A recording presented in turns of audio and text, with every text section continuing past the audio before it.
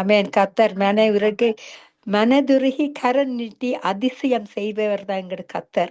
சித்தமுண்டு சுத்தமாக என்று சொல்லி மக்களை சுத்தமாக்கினார்.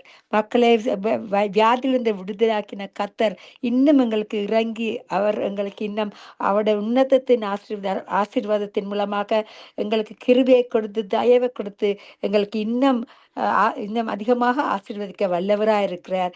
குருடர்களின் குருடர் குருடர்களுடைய பார்வையை பார்க்க செய்தவர், முடவர்களை நடக்க செய்தார். குருடர்களை பார்க்க செய்தார், முடர்களை நடக்க செய்தார். எல்லாம் அவருடைய சித்தப்படி கர்த்தர் செய்தது போல நாங்களும் அவருக்கு எங்களோட டைமை கொடுத்து அவருக்கென்று நாங்கள் அவருடைய பலிப்பிடத்தில் நாங்கள் எங்களை செலுத்தும் பொழுது அவர் எங்களுக்கு தயவு கொடுத்து அவருடைய இரக்கங்களின் மூலமாக எங்களுக்கு இன்னும் கூட கிருபையை கொடுத்து வழி நடத்துவாராக. நன்றி. எல்லா கனமும் கர்த்தருக்கே உரியது. இந்த வார்த்தையை கேட்பவர்கள் கர்த்தர் இன்னும் மென்மேலாக ஆசீர்வதிப்பாராக. நன்றி. மறுபடியாக நாங்கள் யாவரும் ஒரு மனத்தோடு சிஸ்டர் எஸ்தர் ரூபி அவர்களுடைய கணவனார் பிரபு அவர்களை வரவழைப்போமாக. Praise the lord brother. சங்கமம் வானொலியோடு இணைந்து சங்கமத்தினுடைய சத்தத்தை கேட்டுக்கொண்டிருக்கிற உங்கள் யாவரையும் ஆண்டவராய் இயேசு கிறிஸ்துவின் நாமத்திலே வாழ்வோம், வரவேற்கிறோம். ஆண்டவராய் இயேசு கிறிஸ்துவினுடைய பலனும் அவருடைய சத்துவமும் அவருடைய வார்த்தையின் பலனும் உங்கள் ஒவ்வொருவருக்கும் உண்டாயிருப்பதாக. ஆமென், ஆமென். பாருங்க, ஆண்டவராய் இயேசு கிறிஸ்துவின் ஜீவாதிபதியாக இருக்கிறார் என்ற சத்தியத்தை பார்த்து கொண்டு வருகிறோம். எபிரேயருக்கு எழுதின நிருபம் 2ஆம் அதிகாரம் 14-15 வசனம். ஆதலால் பிள்ளைகள் மாமிசத்தையும் இரத்தத்தையும் உடையவர்களாயிருக்க அவரும் அவர்களைப் போல மாமிசத்தையும் இரத்தத்தையும் உடையவரானார். மரணத்துக்கு அதிகாரியாகிய பிசாசானவனை தமது மரணத்தினாலே அழிக்கும்படிக்கும் ஜீவகாலம் எல்லாம் மரண பயத்தினாலே அடிமைத்தனத்துக்குள்ளானவர்கள் யாவரையும் விடுதலை பண்ணும்படிக்கு அப்படியானார். ஜீவகாலம் எல்லாம் மரண பயம், மரண பயத்தினாலே அடிமைத்தனத்துக்கு உள்ளான யாவரையும். இயேசு என்ற பெயருக்கு விடுவிக்கிறவர், ஜீவாதிபதி, ஜீவனை அளிக்கிறவர், ஜீவனுக்கு அதிபதியாயிருக்கிறவர், தன்னுடைய மரணத்தினாலே, சிலுவையிலே இயேசு நமக்காக அடைந்த மரணத்தினாலே.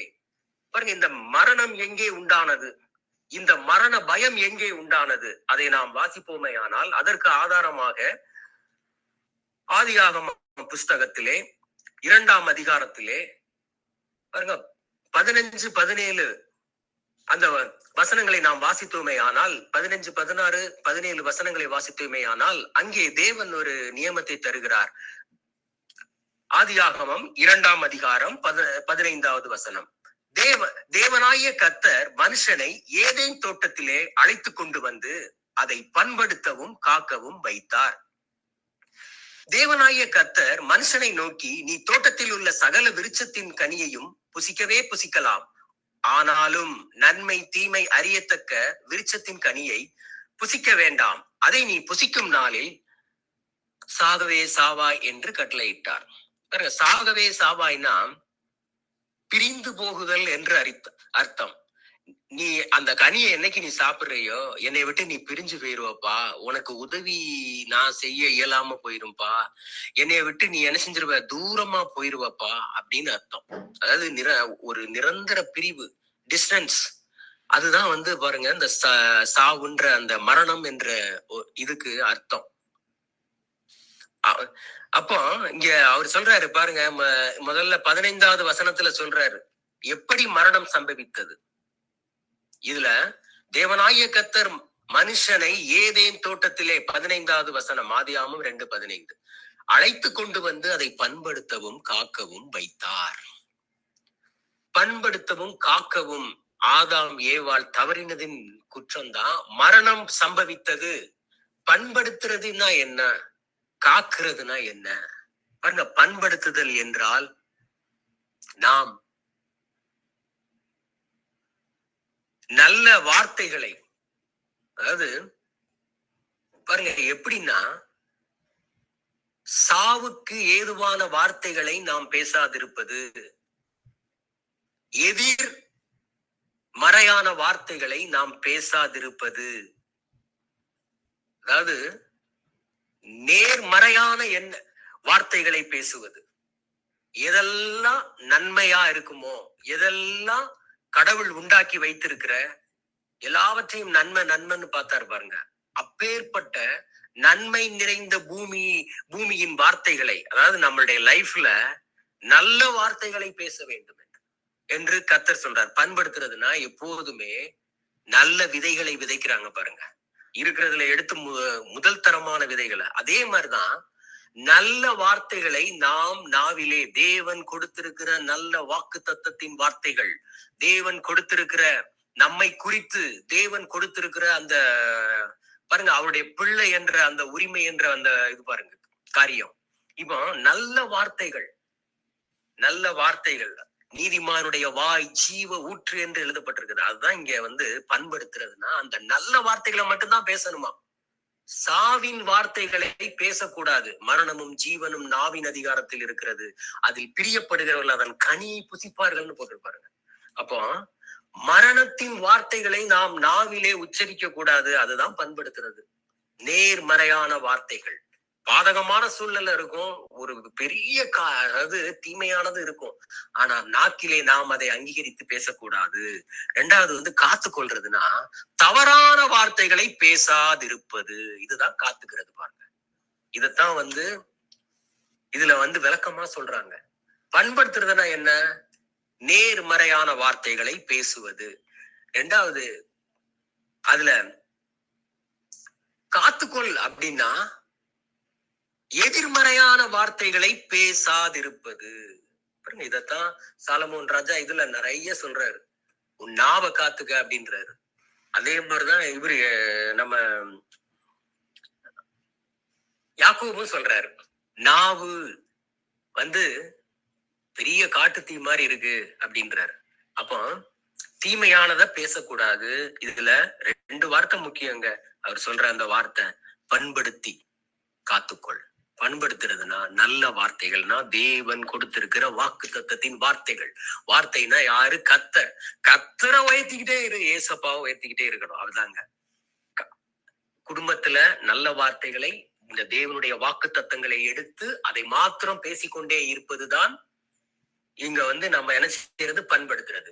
காத்துக்கொண்டதுன்னா எதிர்மறையான வார்த்தைகள், தீமையான வார்த்தைகளை பேசாது. இந்த 2 காரியத்தையும் ஆதாம் ஏவாள் செய்ய தவறிவிட்டார்கள். அதனாலதான் மரணம் வந்துச்சு பாருங்க.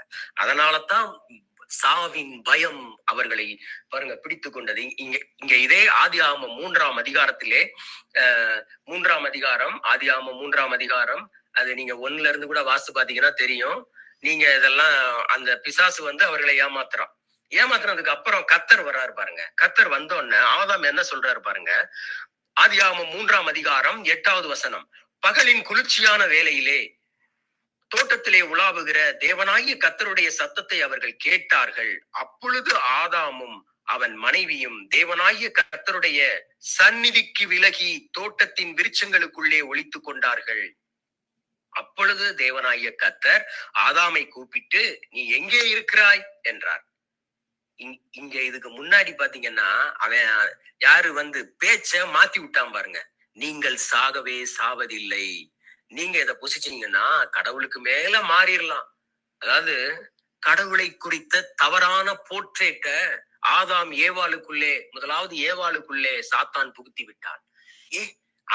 உன்னுடைய நல விரும்பி இல்ல, அவருடைய வெல்விஷர் இல்ல அப்படின்ற அந்த தீய எண்ணம். என்னடா இவ்வளவு காலம் காத்திருக்கேன், எனக்கு ஒண்ணு நடக்க மாட்டேங்குது. ஆண்டவர் செய்யக்கூடிய காரியத்தை கண்டிப்பாய் உங்கள் வாழ்க்கையிலே செய்வார், செய்தே காட்டுவார். இங்க ஆண்டவர் மேல ஒரு தவறான பொய் குற்றச்சாட்டை வைக்கிறான். இந்த பழத்தை சாப்பிட்டு நீங்க ஆண்டவருக்கு மேல நீங்க போறத அவர் விரும்பல பாருங்க. அப்படியே வார்த்தையை புரட்டி விட்டுட்டான். அதாவது நேர்மறையான வார்த்தைகளை எதிர்மறையான வார்த்தைகளாக கர்த்தருக்கு விரோதமாக அதை மாற்றி இப்ப ஆண்டவரை ஒரு தவறான ஒரு குற்றவாளி போல் காட்டிட்டு சொல்றேன், நீங்க பறிச்சு சாப்பிடுங்க. பாத்தீங்களா, தொட்டா இதாகல, பறிச்சு சாப்பிடுங்க, நீங்க என்ன செஞ்சிடலாம், அவருக்கு மேல மாறிடலாம். இதே வார்த்தை, தேவனை குறித்து தவறான வார்த்தைகளை இருவரும் பேச ஆரம்பித்து விட்டார்கள். சாப்பிட்டு அந்த காரியத்தை செஞ்ச உடனே, புசிச்ச உடனே தேவனை குறித்து தப்பா பேச ஆரம்பிச்சிட்டாங்க. யாரு? ஆதாமும் ஏவாளும். அதுதாங்க மரணம். அதுதான் கடவுளை அவர்களை விட்டு பிரித்து விட்டது. இங்க வந்துருச்சு பாருங்க. அது இங்க சொல்றாரு. அடுத்து பாருங்க. அப்பொழுது தேவனாகிய கர்த்தர் 9 ஆதியாகமம் 3:9. அப்பொழுது தேவனாகிய கர்த்தர் ஆதாமை கூப்பிட்டு, நீ எங்கே இருக்கிறாய் என்றார். அதற்கு அவன், நான் தேவரீருடைய சத்தத்தை தோட்டத்திலே கேட்டு நான் நிர்வாணியா இருப்பதினால் பயந்து ஒளிந்து கொண்டேன் என்றான்.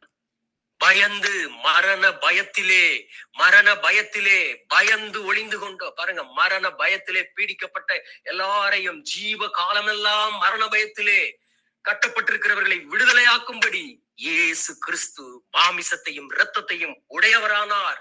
அவர் ஜீவாதிபதியாக நமக்காக வந்து பலியானார். இதே பாவம் தாங்க இங்க இருக்கிற சொல்லப்பட்டிருக்கிற. இதுதான் வார்த்தையின் பிறழ்ச்சி. பாருங்க, வார்த்தையினுடைய மிகுதியினால் பாவம் உண்டாகாமல் போகாதே. அப்போ ஒருவன் சொல் தவறாதவனாயிருந்தால் வாயின் வார்த்தைகள் எவ்வளவு முக்கியம் பாருங்க. இந்த வேத வசனத்தை தவிர வேற ஒன்றையும் நீங்க பேசக்கூடாது. பாருங்க, நிறைய சினிமா பாடல்கள் அது இதெல்லாம் இருக்கு. எதுவும் உங்களுக்கு ஆறுதல் அளிக்க முடியாது. இங்க ஒரே டியூன்ல வார்த்தைய இங்க பாருங்க, பயந்து ஒளிந்து கொண்டிருக்கிறேன்னு ஆதாம் சொன்னார் பாருங்க. அப்பமே அங்கே மரணம் சம்பவித்து விட்டது. இதே இதைத்தான் அங்க இயேசு கிறிஸ்து பாருங்க, மாமிசத்தையும் இரத்தத்தையும் உடையவராய் வந்து ஆவியிலே பிதாவாகிய தேவனோடு இருந்த அந்த பாருங்க இணைப்பை இழந்து, my lord why have you forsaken me, ஏலி ஏலி லாமா சகப்தானி, என் தேவனே ஏன் என்னை கைவிட்டீர். கர்த்தர் பாருங்க கதறார். ஆவியிலே பிதாவாகிய தேவனோடு இருந்த அந்த உறவு முறிக்கப்பட்டு ஒரு நாளும் ஒரு மில்லி செகண்ட் கூட பிதாவை பிரிந்து அவர் இல்லை. நமக்காக அந்த ஆவியிலே அவர் அந்த பிரிவை மரணத்தை ஏற்றுக்கொண்டார். முதலாவது இதுதான். இந்த மரணம் ஆவியிலே சம்பவித்து விட்டது. முதலாவது மரண ஆவியிலே பிதாவாகிய தேவனை விட்டு ஆதாம் துண்டிக்கப்பட்டு விட்டார். அதுதாங்க ஜீவ காலம் எல்லாம் மரண பயத்திலே இருந்தவர்களை விடுதலையாக்கும்படிக்கு இயேசு கிறிஸ்து ஜீவாதிபதியாக உங்களுக்காகவும் எனக்காகவும் இறங்கி வந்தார். அவர் ஆவியிலே பிதாவாகிய தேவனோடு இருந்த அந்த இணைப்பை துண்டிக்கப்பட்டவராய் பிரிக்கப்பட்டார். அப்போ நீங்களும் நானும் பிதாவாகிய தேவனோடு கூட இணைக்கப்பட்டு புது ஜீவனை பெற்றவர்களாய் உயிர் தெளிந்திருக்கிறோம். இயேசு கிறிஸ்துவோடு கூட நாம் உயிர்ப்பிக்கப்பட்டிருக்கிறோம். இன்னைக்கு மரண பயம் உங்களுடைய ஆவியிலே இல்லை. பயந்து ஒளிந்து கொண்டிருக்க நீங்க சொல்றாரு பாத்தீங்களா. இதத்தான் பாருங்க, ஆதாமுக்குள் எல்லாரும் மரிக்கிறது போல கிறிஸ்துவுக்குள் எல்லாரும் உயிர்ப்பிக்கப்படுகிறார்கள். நீங்கள் இப்பொழுது இயேசு கிறிஸ்துவை ஆண்டவராக கொண்டிருக்கிறபடியால் நீங்கள் உயிர்ப்பிக்கப்பட்டிருக்கிறீர்கள். இயேசு கிறிஸ்து உங்களுக்குள் இருக்கிறபடியினால் உயிர்த்தெழுந்த வல்லமையை ஆவியானவர் உங்களுக்குள்ளே வைத்திருக்கிறார். அதனாலதான் இந்த மரண பயம் ஒண்ணு செய்யாது. இந்த மரணம் ஒண்ணுமே இல்லை. நீங்க இயேசுவை உடையவர், ஜீவனை உடையவர் என்று எழுதப்பட்டிருக்கிறது. குமாரனை உடையவன் ஜீவனை உடையவன். பாருங்க, இங்க இந்த ஆதாரம் இதே இந்த ஆதியில இழந்ததைத்தான் அங்க சரி பண்ணாருங்க. ஜீவகாலம் எல்லாம் மரண பயத்திலே பிடிக்கப்பட்டவர்களை விடுதலை ஆக்கும்படிக்கு அப்படியானார். இங்க இதுக்கு பாருங்க, இதற்கு ஆதாரமாக இவரு பேதுரு சொல்றாரு, ஜீவாதிபதியை கொலை செய்தீர்கள்னு சொல்றாரு. மரண உபாதைகளின் கட்டுகளினாலே இயேசு கிறிஸ்துவை கட்டக்கூடாதபடி இருந்தது. அப்போஸ்தலர் 2:22-24 வசனங்கள்ல சொல்லப்பட்டிருக்கு. அப்போஸ்தலர் 3:15 ஜீவாதிபதியை கொலை செய்தீர்கள். யோவான்ல சொல்றாரு பாருங்க, யோவான் 10:10 திருடனாகிய பிசாசு திருடவும் அழிக்கவும் வருகிறானே அன்றி வேறே ஒன்றுக்கும் வரான். நானோ அவைகளுக்கு நித்திய ஜீவன் உண்டாயிருக்கவும் உயிர்த்தெழுந்த ஜீவன் உண்டாயிருக்கவும் அது பரிபூர்ணப்படும் வந்தேன்னு சொன்னார் பாருங்க இயேசு கிறிஸ்து. அததாங்க மாற்றினாரு சிலுவையில வந்து. இந்த ஆதாம் இழந்து போன அந்த ஆவிக்குரிய மரணத்தை சரி செய்து விட்டார். நீங்க இன்றைக்கு புது ஜீவன் உள்ளவர்களா இருக்கிறீர்கள். அதத்தான் கிறிஸ்து இன்றைக்கு நமக்குள்ள இருக்கிறபடினால நாம் உயிர்த்தெழுதலின் ஜீவனை பெற்றவர்களா இருக்கிறோம். மரண பயம் இல்லை பாருங்க. மரண பயத்தில் இருந்து நாம் முற்றிலும் விடுதலையாக்கப்பட்டிருக்கிறோம். இங்க நீங்கள் உங்கள் பிதாவாகிய பிசாசானவனால் உண்டானவர்கள். அவன் ஆதி முதல் கொண்டு மனுஷ கொலைபாதகனாயிருக்கிறான், மரணத்துக்கு கொலைபாதகனாயிருக்கிறான். இயேசு கிறிஸ்து எப்படி வர்ணிக்கிறார் பாருங்க. சாத்தான லூசிபரை சொல்றாரு, அவன் என்னன்னா ஆதி முதல், எங்கே அந்த ஆதியிலே ஆதாமை மரணத்துக்குள்ளாக்கினானே, அந்த ஆதியிலே அந்த ஆதாமும் ஏவாளையும் பாருங்க தேவனை விட்டு பிரிக்கப்பட்டு மரணத்தினுடைய பயத்தினாலே அவர்களை அங்க இருந்து பிரிச்சுட்டான் பாருங்க. தோட்டத்தினுடைய வாழ்க்கையை இழக்க பண்ணினான் பாருங்க. அந்த எல்லாவற்றையும் இழந்து அவர்கள் அங்கே வெளியே பாருங்க நிக்கிறாங்க. ஆண்டவர் கைவிடலங்க. அவர் சொன்னாரு, உன் வித்துக்கும் ஸ்ரீயின் வித்துக்கும் பகை உண்டாக்குவேன், அவர் உன் தலையை நசுக்குவார். இயேசு கிறிஸ்து மரணத்தை ஜெயமாக விழுங்கினார். உடனே தீர்வு செஞ்சாருங்க நம்ம அப்பா பிதாவாகிய தகப்பன். இயேசு கிறிஸ்து உங்களை மரண பயத்தில் இருந்து இப்பொழுது விடுதலையாக்கி இருக்கிறார். அவன் ஆதி முதற்கொண்டு மனுஷ கொலைபாதகனாய் இருக்கிறான். அவன் பொய் பேசும்போது தன் சொந்தத்தில் எடுத்து பேசுகிறான். பிதாவாகிய தகப்பனை குறிச்சு பொய்யே அங்க 2 பேர்த்திட்டையும் பேசி மரணத்தை உண்டாக்கிட்டாங்க. அதனால பாருங்க, பண்படுத்துறது காக்குறது ரொம்ப ரொம்ப ரொம்ப ரொம்ப இம்பார்ட்டன்ட். நேர்மறையான எண்ணங்களை மாத்திரம் பேசுங்கள், எதிர்மறையான வார்த்தைகளை பேசாதிருங்கள். இந்த தேவ வசனத்தை பேசுங்க. இங்க அடுத்து இதற்கு ஆதாரமாக 2 காரியத்தை பார்த்து நம்ம முடிச்சிடலாம் பாருங்க. போன தடவை பார்த்தா அதே இதுதான் பாருங்க. இங்கே மார்க் எழுதின சுவிசேஷம் 2ஆம் அதிகாரத்திலே பாருங்க சொல்லப்பட்டிருக்கிறது. மார்க் எழுதின சுவிசேஷம்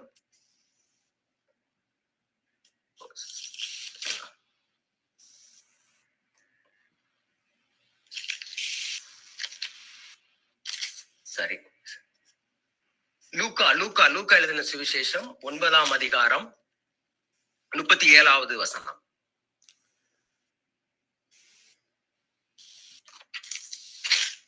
பாருங்க, லூக்கா எழுதின சுவிசேஷம் 9ஆம் அதிகாரம் 37வது வசனத்துல இருந்து வாசிக்கிறேன் பாருங்க. போன தடவை பார்த்த வசனம் தான்.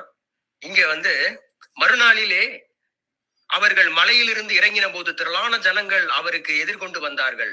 அவர்களில் ஒருவன் சத்தமிட்டு, போதகரே, என் மகனை கடாட்சி தருள வேண்டும் என்று உம்மை வேண்டிக் கொள்ளுகிறேன். அவன் எனக்கு ஒரே பிள்ளையாயிருக்கிறான். ஒரு ஆவி அவனை பிடிக்கிறது, அப்பொழுது அலறுகிறான். அது அவனை நுரைதள்ளி அளக்களித்து அவனை கசக்கி பின் அவனை விட்டு நீங்குவது அரிதாயிருக்கிறது. அதை துரத்தி விடும்படி உம்முடைய சீசரை வேண்டிக் கொண்டோம், அவர்களால் கூடாமற் போயிற்று என்றான். இயேசு பிரதியுத்தரமாக, விசுவாசம் இல்லாத மாறுபாடான சந்ததியே, எது வரைக்கும் நான் உங்களோடு இருந்து உங்களிடத்தில் பொறுமையா இருப்பேன்? உன் மகனை இங்கே கொண்டு வா என்றார்.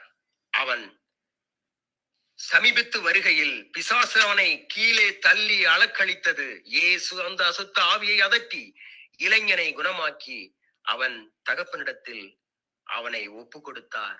அப்பொழுது எல்லாரும் தேவனுடைய மகத்துவத்தை குறித்து பிரமித்தார்கள். இயேசு செய்த யாவையும் குறித்து அனைவரும் ஆச்சரியப்படுகையில் அவர் தம்முடைய பாருங்க ஒரே வார்த்தை தான் சொல்றார். சமீபித்து வரும்போது அவனை அளக்களித்து கீழே தள்ளிட்டு இயேசு அந்த அசுத்த ஆவியை அதட்டினார். ஒரே அசுத்தாவி தாங்க. இந்த பையனுக்கு வலிப்ப உண்டாக்குதான். அங்க சொல்லப்பட்டிருக்கு, ஒரு ஆவி அவனை பிடிக்கிறது, அப்பொழுது அலறுகிறான். அது அவனை நுரைத்தள்ளி அளக்களித்து அவனை கசக்கின பின்பு அவனை விட்டு நீங்குவது அரிதாயிருக்கிறது. கசக்கி அந்த மரண பயம் கசக்கி பிழிதான். இங்க சொல்லப்பட்டிருக்கு ஒரே பையனாங்க. ஒரு பையன் சுகம் இல்ல, ஒரு பையன் மரணத்துக்கு ஏதுவாய் சென்று கொண்டிருக்கிறான். சின்ன வயசுல இருந்தே இந்த ஆவி அவனை பிடிச்சிருக்குன்னு எழுதப்பட்டிருக்கு மார்க்ல. சின்ன வயசுல இருந்தே பிடிச்சிருக்கான். அந்த மார்க்ல வாசித்தீங்கன்னா தெரியும். எங்க பார்த்தாலும் அவனை தண்ணீரிலும் எனது தீயிலும் தள்ளிவிடும்படி முயற்சிக்குது. இனம் தெரியாம பாருங்க, அந்த சின்ன வயசுலயே இப்ப இளைஞன் ஆயிட்டான். இவ்வளோ காலம், நீண்ட காலமாய் மரண பயம், நீண்ட காலமாய் மரணத்தினுடைய அந்த வியாதின்ற பயம். சொல்ற ஒரே பயனாங்க இயேசு கிறிஸ்து. ஒரே ஒரு வார்த்தை தான், ஜீவாதிபதியை இந்த தகப்பனார் சந்திச்சாரு, பிள்ளைக்கு ஜீவன் கிடைச்சிருச்சுங்க. இயேசு கிறிஸ்து உங்களுக்கு ஜீவனுக்கு அதிபதியா இருக்கிறார்.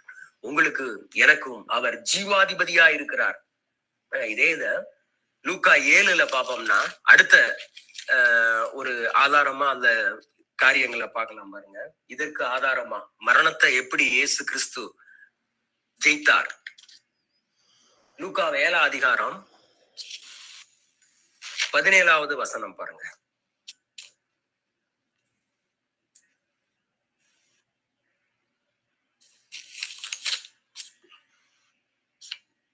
லூக்கா 7:17 சாரி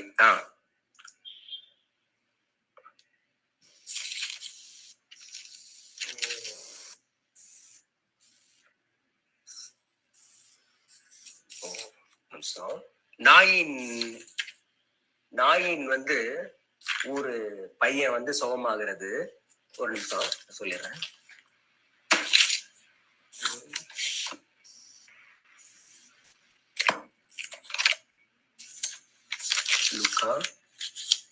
லூக்கா 7:11 சாரி லூக்கா 7:11 வாசிக்கிறேன்.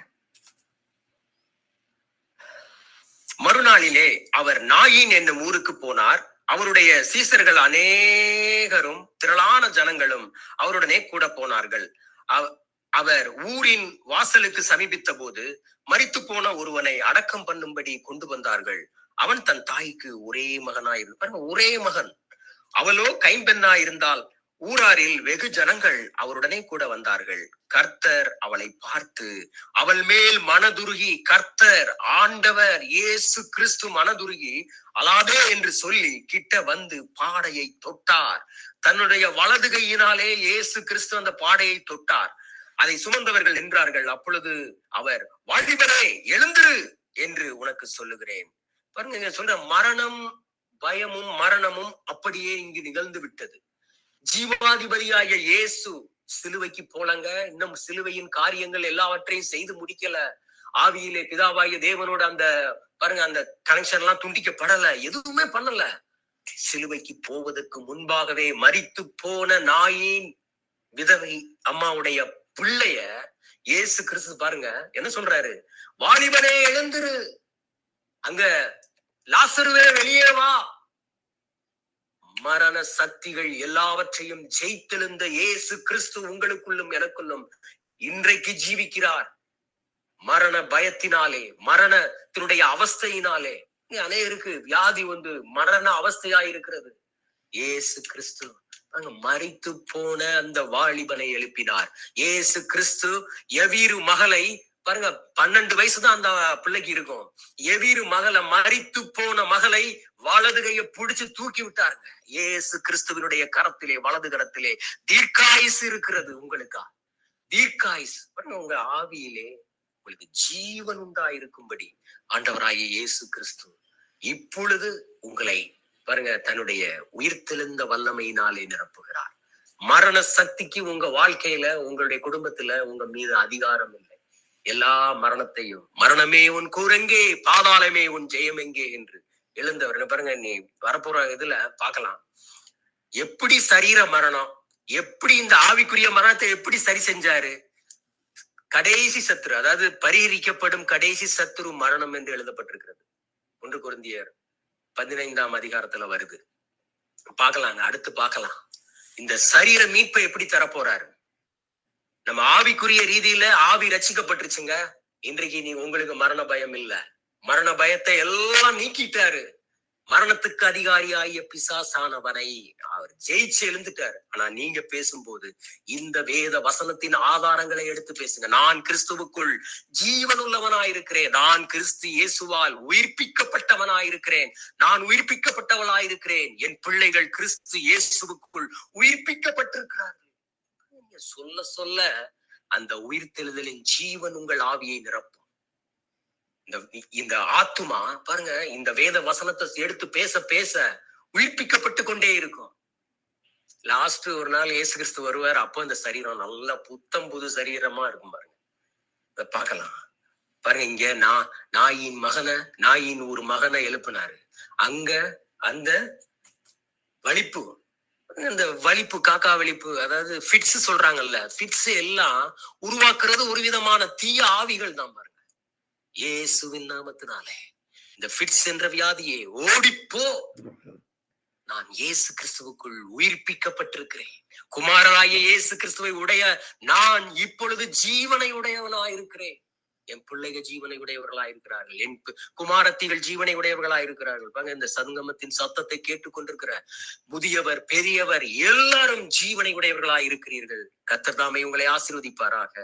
ஆசீர்வதித்து விட்டார், ஆசீர்வதித்து விட்டார், ஆசீர்வதித்து விட்டார். மரண பயத்தில் இருந்த என்னை முற்றிலும் விடுதலை ஆக்கினாரே. மரணத்தின் கூரை சிலுவையிலே உடைத்து ஜெயித்து எழுந்தாரே.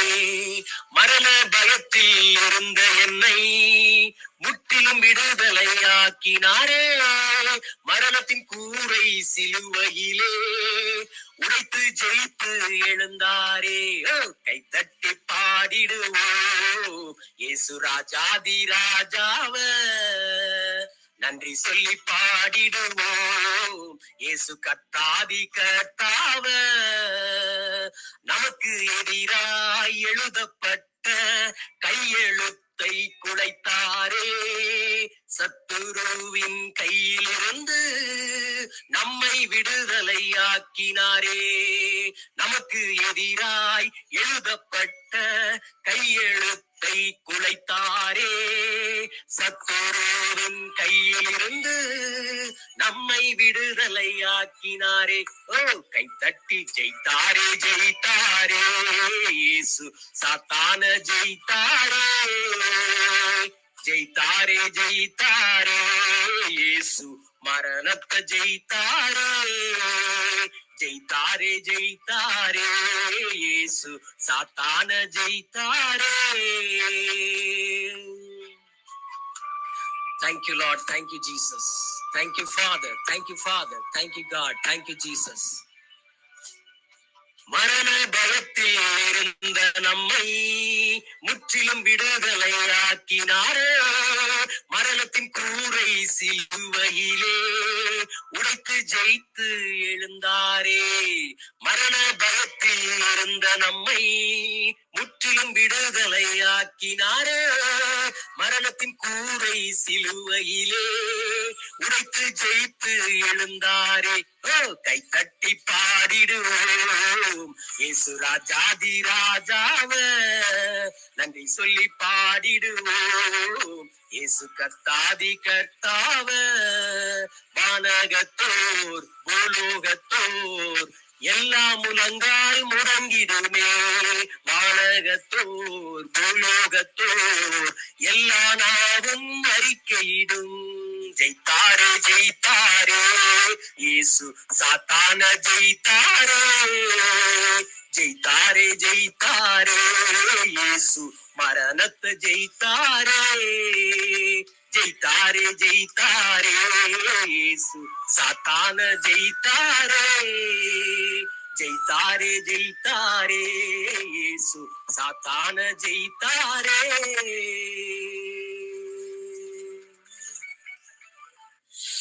ஆண்டவராய் இயேசு கிறிஸ்துவின் நாமம் மகிமைப்படுவதாக. ஜீவாதிபதி பிதாவின் மகிமையினாலே கிறிஸ்து மரித்தோரிலிருந்து எழுப்பப்பட்டது போல நாமும் இயேசு கிறிஸ்துவோடு கூட மரித்து அடக்கம் பண்ணப்பட்டு அவரோடு கூட நீங்களும் ஜீவனுள்ளவர்களாய் எழுப்பப்பட்டிருக்கிறீர்கள். அன்றியும் இயேசு கிறிஸ்துவை மரித்தோரிலிருந்து எழுப்பின ஆவியானவர் உங்களுக்குள் வாசமாயிருக்கிறபடியினால் சாவுக்கேதுவான உங்கள் சரீரங்களை அவர் உயிர் பெறச் செய்திருக்கிறார். இயேசுவின் நாமத்திலே ஜீவன் வல்லமை, ஆண்டவரே ஜீவாதிபதியாகிய இயேசு கிறிஸ்துவின் வல்லமை இந்த சத்தத்தை கேட்டுக்கொண்டிருக்கிற ஒவ்வொருடைய உள்ளங்களுக்குள்ளும், இல்லங்களுக்குள்ளும், பிள்ளைகளுக்குள்ளும், எல்லா தேசங்களுக்குள்ளும் ஊடுருவி பாய்வதாக இயேசுவின் நாமத்தினாலே. எல்லா மரணத்தின் வல்லமைகளை இயேசு கிறிஸ்துவின் நாமத்திலே கட்டி அப்புறப்படுத்துகிறோம். ஆண்டவரே அவர் உயிர்த்தெழுதலினாலே ஜீவனையும் அழியாமையையும் உண்டாக்கி இருக்கிறார் என்று எழுதியிருக்கிறபடி, அப்பா மரணத்தையும் பாதாளத்தையும் ஜெயித்தெழுந்த கிறிஸ்துவை, யூத ராஜ சிங்கத்தை உயர்த்துகிறோம். எல்லா தீமைகளை நிராகரிக்கிறோம். மரணத்துக்கு ஏதுவான எல்லா காரியங்களையும் கட்டி அப்புறப்படுத்துகிறோம். நன்மை உண்டாவதாக ஒவ்வொருவருக்கும். ஆண்டவரே நீர் அப்படியே செய்கிறீர். அதற்காக நன்றி. இயேசு கிறிஸ்துவின் நாமத்திலே ஜெபிக்கிறோம் நல்ல பிதாவே. ஆமென், ஆமென், ஆமென். கர்த்தர் உங்களை நிறைவாக நிறைவாக கிறிஸ்துவுக்குள் ஆசீர்வதித்திருக்கிறார். ஆமென், ஆமென்.